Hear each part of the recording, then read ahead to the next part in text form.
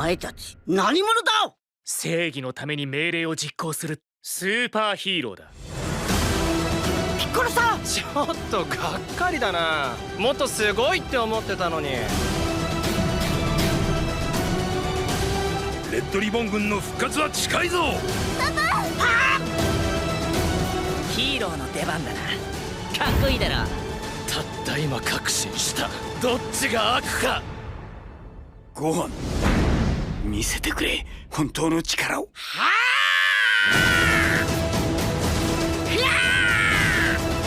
お前たちをぶっ倒す。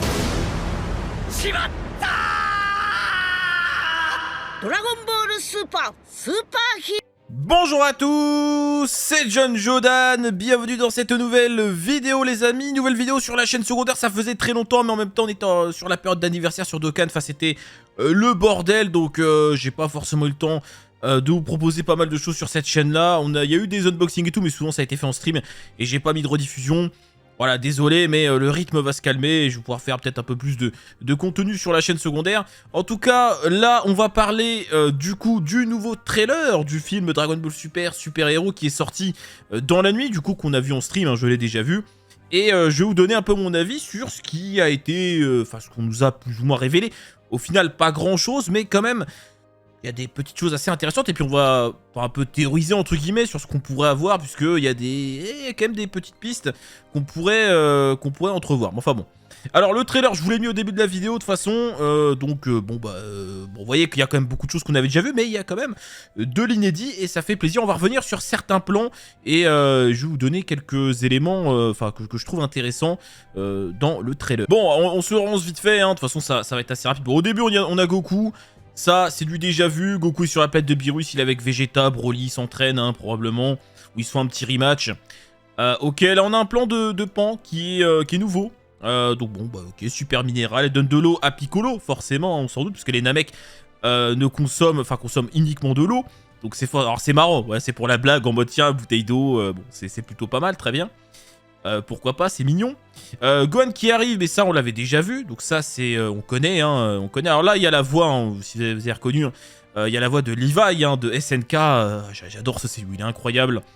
Ça matche bien, franchement ça passe bien, même si bon les ennemis ont pas vraiment de charisme, mais ça passe plutôt bien. On va dire que le CU arrange les choses. Voilà, GG à lui, c'était pas chose facile à faire. Alors ici on a Gohan qui, je sais pas ce qu'il est en train de faire mais visiblement il y a un petit problème. Alors là, vous voyez, ce passage vraiment ça fait tellement jeu vidéo. Alors, évidemment on sait que le film est en CGI 3D, mais là vraiment vous rajoutez une barre de vie, vous rajoutez un fight, regardez, genre scène d'entrée, animé, fight, barre de vie, c'est vraiment c'est choquant, hein. Enfin c'est vraiment, ça fait ultra jeu vidéo. Voilà, de toute façon, je vais pas me répéter, hein, mais je suis pas fan, hein, du délire full CGI. On verra bien à la fin, parce que je pense que sur les moments dynamiques, ça peut être vraiment cool. Mais sur les phases lentes, hein, c'est vraiment pas dingue. Hein. Ça fait saccader, et ça fait vraiment très jeu vidéo. Alors, Piccolo va s'infiltrer, visiblement, dans l'armée du ruban rouge. C'est assez surprenant, quand même, parce qu'enfin, dans Dragon Ball, se dire que... voilà, quelqu'un va s'infiltrer pour essayer de gérer la situation, c'est quand même assez marrant. Alors pourquoi pas, c'est un truc qu'on a jamais vu.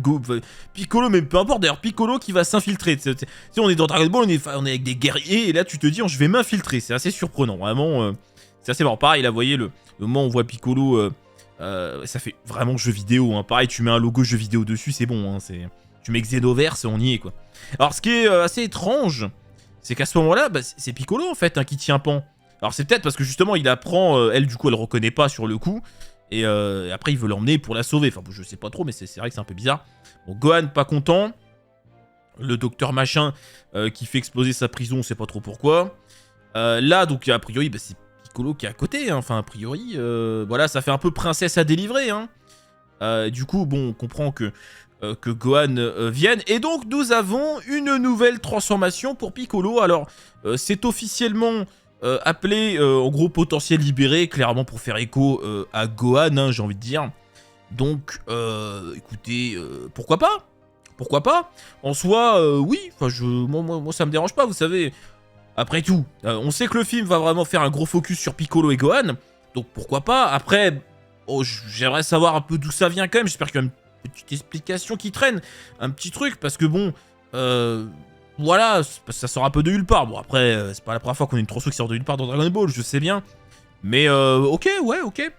Ça peut... Après, faut pas s'attendre à ce que, enfin, je veux dire, ce potentiel libéré soit si fort que ça, parce que c'est normal. Enfin, je veux dire, on est avec Piccolo et Gohan.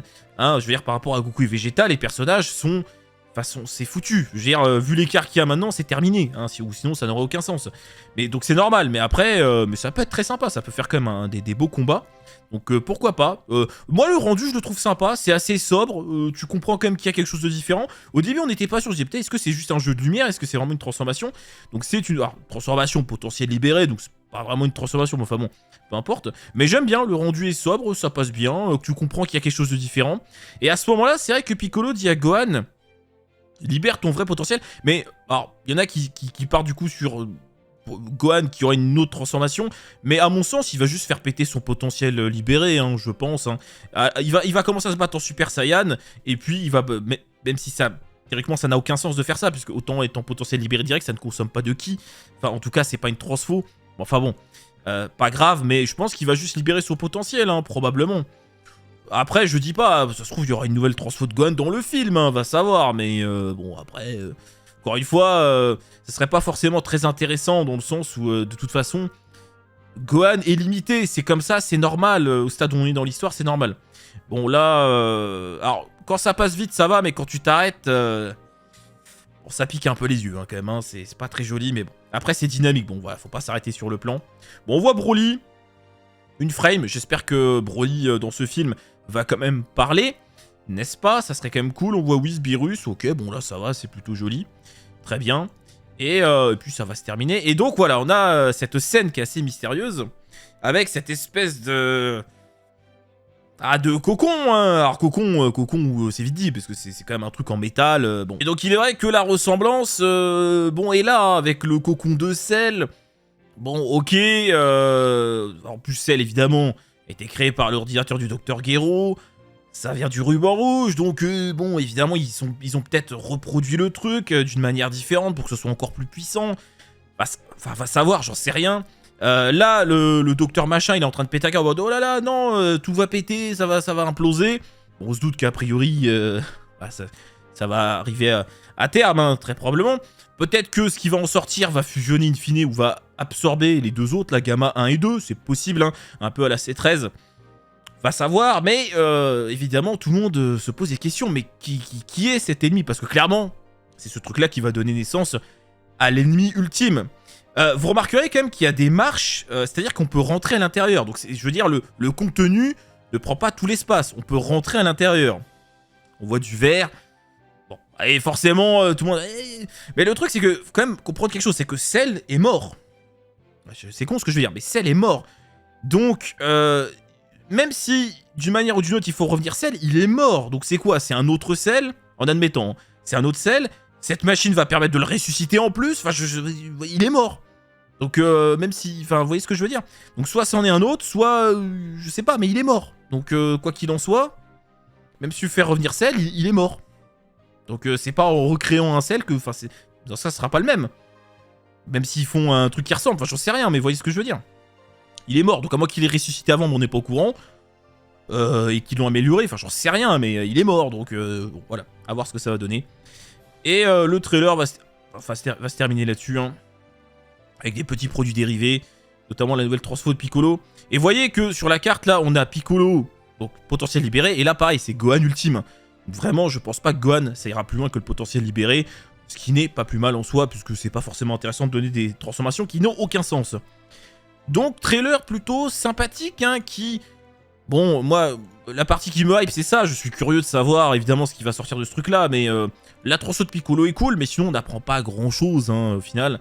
Le rendu, j'ai toujours du mal, hein, c'est vraiment, je pense que le rendu, sur les phases qui sont pas dynamiques, je vais vraiment avoir beaucoup de mal, parce que c'est un peu saccadé, c'est pas très joli, du coup, t'as des arrêts sur des plans qui sont pas très beaux.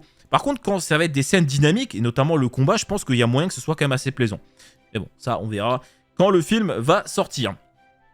Donc voilà les amis, en tout cas pour le trailer, donc plutôt sympathique et mystérieux. Hein, clairement c'est mystérieux, maintenant qu'est-ce qu'ils vont nous faire? Parce qu'ils en seraient totalement capables, hein, je veux dire, par rapport à Cell. Bon, ils ont fait revenir Freezer, ils ont fait revenir Broly. Alors, c'est pas le même Broly, mais bon, c'est pareil, hein, ils ont recyclé. Et ça peut être bien quand même, mais bon, c'est juste qu'à un moment donné, ça serait bien quand même d'aller chercher des nouvelles choses. Mais c'est vrai que... en fait, vu que Gohan est au centre de l'attention, bon bah, évidemment, on a tous en tête Gohan Cell. Donc, évidemment, ils le savent aussi, donc ça serait un moyen de... Parce que bon, je vais pas vous mentir... Évidemment, on aimerait avoir des nouvelles histoires, des trucs tout neufs qui... Ok, mais c'est vrai que mon cœur de fanboy, on me dit, tiens, je te mets un retour Gohan, du coup, qui est maintenant adulte, vs Cell. Oui, j'avoue que je vais kiffer, mais maintenant, pour que je kiffe, il faudrait que ce soit le Cell qu'on a connu, parce que si c'est un deuxième Cell qui n'a aucun rapport avec Gohan, bah en fait c'est pas très intéressant parce qu'au niveau des interactions on s'en fout. Même s'il a la même tronche que Cell, c'est pas lui, enfin vous voyez ce que je veux dire. Pour que ce soit intéressant, il faudrait que ce soit le vrai Cell. Pour que les interactions soient intéressantes avec les personnages. Bon maintenant, encore une fois ça se trouve à tout moment ça n'aura aucun rapport, hein, mais ça, pour l'instant, on ne peut pas le savoir. Mais à mon avis, le film sort dans 1 mois et demi au Japon, il y a moyen que ça tease avant, il y a moyen que ça tease avant. Ils aiment bien spoiler, donc c'est quand même très probable. Alors ici, j'avais pas fait de vidéo pour cette affiche, mais c'était pendant le Dragon Ball Games Battle Hour. Et donc avec le reveal de Goten et Trunks, qui ont enfin grandi, alléluia, c'est magnifique. Bon, je pense pas qu'ils auront un film important, qu'ils auront un rôle important dans le film, hein, très sincèrement, ça m'étonnerait. Surtout que dans les produits dérivés, on a déjà du Gotenks Fat, enfin du Fat Gotenks, donc, et on voit très bien que sur l'affiche, il rate la fusion. Donc ils vont pas servir à grand chose. Bon, c'est cool quand même de les avoir mis, ils ont grandi, c'est bien. Bon, les Chara Design, évidemment, bon, c'est compliqué, hein, on est quand même assez loin de ce qu'on a vu dans Dragon Ball et dans DBZ, hein, c'était quand même bien plus stylé. Mais bon, au moins c'est fait, c'est une bonne chose. Bon, autrement, il n'y a pas grand chose à dire sur l'affiche, il y a Krillin, c'est 18, Bulma qui est derrière, bon, ok, le reste on avait vu. On a, alors là, voilà, une affiche promotionnelle du film, elle est superbe. Elle est vraiment superbe. Mais en fait, vous savez, c'est un peu con à dire, mais en fait, là, l'affiche, en fait, elle est dessinée. C'est de la 2D. Hein, c'est pas un screenshot du film. Ça a été dessiné par un artiste. Et donc, c'est très beau. Mais en fait, dans le film, ça sera pas comme ça, parce que dans le film, c'est en 3D. Vous voyez, c'est un peu ça. Et là, tu dis, oh, mais putain, c'est beau, c'est stylé, là. Oui, mais dans le film, ça sera pas comme ça, parce qu'en film, c'est en 3D. Là, c'est de la 2D. C'est du dessin. C'est très beau. Ah oui, oui, franchement, là, ça rend super bien. Hein, là, j'adore. Vraiment, l'affiche, elle donne envie, là. Elle donne envie. Et vous voyez, remarquez encore qu'on a Piccolo, Gohan au milieu. Hein. Vraiment, Goku et Vegeta vont probablement arriver à la fin, mais a priori, c'est vraiment anecdotique. Et tant mieux, d'un côté. Tant mieux. Après, j'en parlais en stream hier, mais en fait, le problème avec Goku et Vegeta, c'est la facilité déconcertante avec laquelle ils peuvent intervenir. C'est ça le souci. Parce que j'avais donné un exemple hier, mais admettons que Goku et Vegeta, dans le synopsis, on nous dit ils sont sur la planète Salada parce qu'ils devaient y aller, machin, etc. Donc ils sont dans un autre univers, ils peuvent pas venir en très peu de temps. Là, tu vois, c'est crédible. Mais là, ils sont sur la planète de Biuris, ils peuvent venir en un déplacement instantané. Et du coup, ce qui va être compliqué quand on va regarder le film, c'est d'être vraiment à fond au niveau des enjeux. Parce que l'enjeu, ça peut être totalement la planète Terre, etc. Mais si on sait que Goku et Vegeta peuvent intervenir en 2 secondes, voilà, ça désamorce en vrai le peu d'enjeux. C'est ça qui est horrible. Et on sait qu'ils peuvent venir en 2 secondes. Et ça va être très dur de mettre ça de côté. Mais il va falloir essayer pour apprécier le scénario. Et se mettre dans la peau de Piccolo et Gohan et d'être inquiété. Parce que bon, on sait que les mecs sont pas loin et qu'ils peuvent intervenir et qu'ils ont un niveau infiniment plus élevé que eux. C'est ça qui est pas évident. Enfin bon, ça j'en avais déjà parlé assez longuement. Autrement, on a un synopsis aussi qui nous indique, enfin qui nous dit ça. Donc je voulais dire. L'organisation maléfique de l'armée du rebranche avait été détruite par Goku, mais leur volonté est restée vivante. Bon, on nous a fait le coup déjà plusieurs fois, mais ok.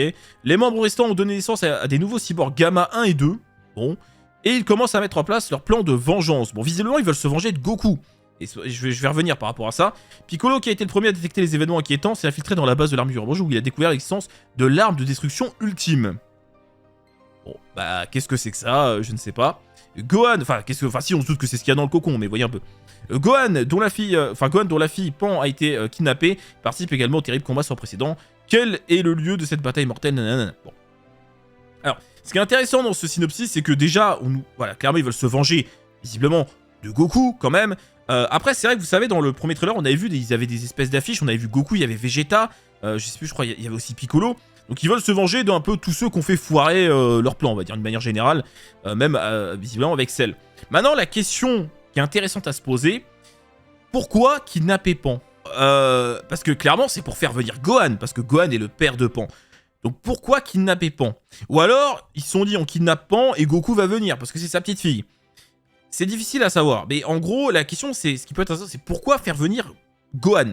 Juste pour lui mettre une dérouillée avec leur nouveau cyborg?